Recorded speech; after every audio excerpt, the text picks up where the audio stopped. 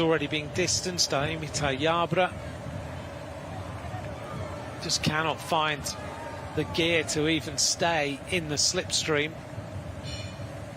20 years of age. It is an absolute baptism of fire in here if you have not ridden against the World Tour opposition, of which there is many in here.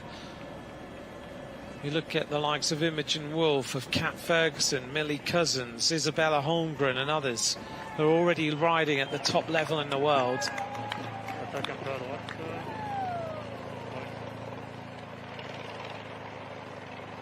So we're going to loop our way round, head down towards Kigali Golf on 592 Street after being down 535 Street, and 548 Street comes just afterwards. Sorry about the little bit of picture breakup. The first time that we hit climbs today, we'll be part of the way through this 15-kilometre circuit, or 15.1-kilometre circuit.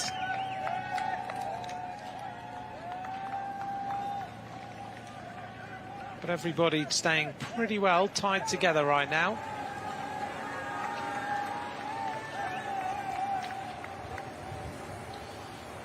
The first time we hit the top of a climb will be 111.6, so 112.4 kilometres is where we hit the first of our climbs. The problem with this course today is that you have no time to recover in between what are very, very tough sections.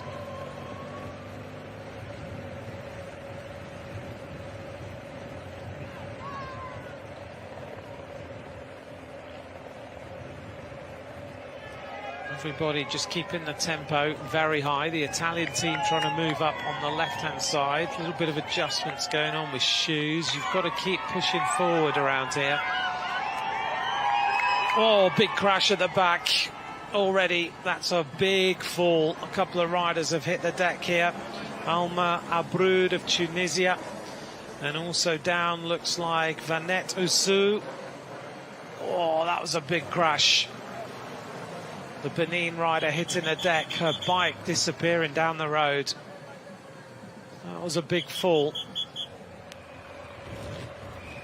That's why the top riders have said this is going to be really tough, very attritional, and you have to stay near the front the entire time. Whoa, whoa, whoa, whoa, whoa, whoa, whoa. The Belgian rider locking it up and going sideways and taking a number of riders out, including some of the British riders.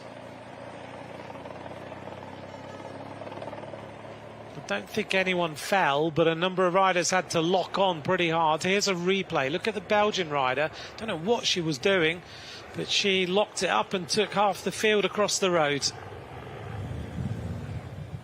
And some riders did fall because of that. Looks like one of the Australian riders potentially. There's a lot of nerves in this peloton.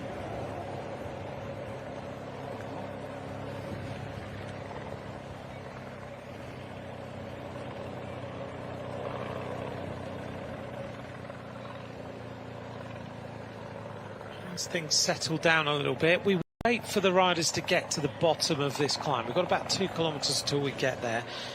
The riders that are on the top of everybody's list as far as being potential winners of this race are concerned, mainly the British team, the team of Spain, France, Canada, Slovakia, Luxembourg, and the neutral team are the kind of team that is on everybody's, the teams are on everybody's lips around here as potential winners. And the reasons for that are widely known. Just the experience of some of these riders have already got. If you look at example for the team of France, what a depth of experience they've already got. Marion Bunel, for example, rode the Tour de France femme. She was in support of the victory of Pauline Ferrand-Prévot. She just finished second in the Tour de l'Avenir, the Tour of the Future, which was won by Isabella Holmgren, the Canadian rider. And Holmgren is the rider that many people are mentioning as the potential winner of today's race. The Canadian, 20 years of age, didn't ride the time trial, chose to just ride the road race. An exceptionally talented rider, Isabella Holmgren, already with a contract with Lidl Trek until the end of 2028. Signing long-term contracts now, Lidl Trek.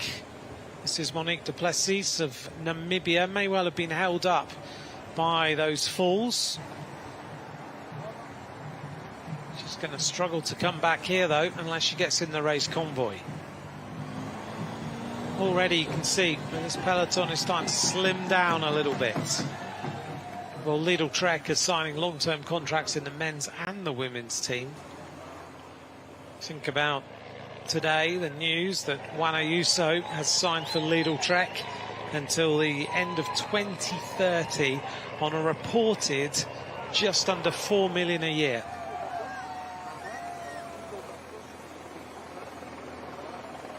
Florence Nakagwa at the back there for Uganda.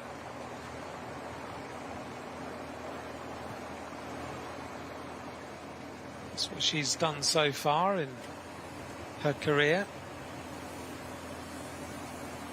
Gets herself back in. There's a few riders just having to check brakes, and you get that kind of seesaw effect.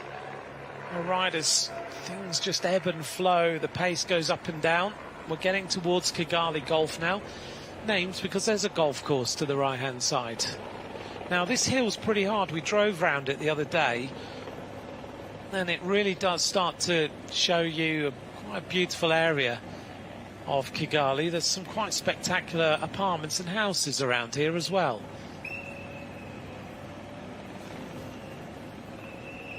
And then nestled alongside the traditional houses. Got to be fast into the bottom of this particular climb.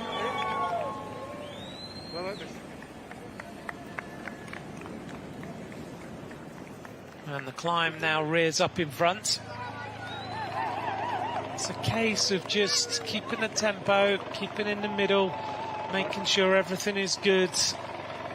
Your team putting you in a good position if you're one of the race favourites, and already riders are just going to be distanced. Mentala Bilal of Egypt there on the left-hand side. The right-hand side is Carla Doaraju riding for Angola.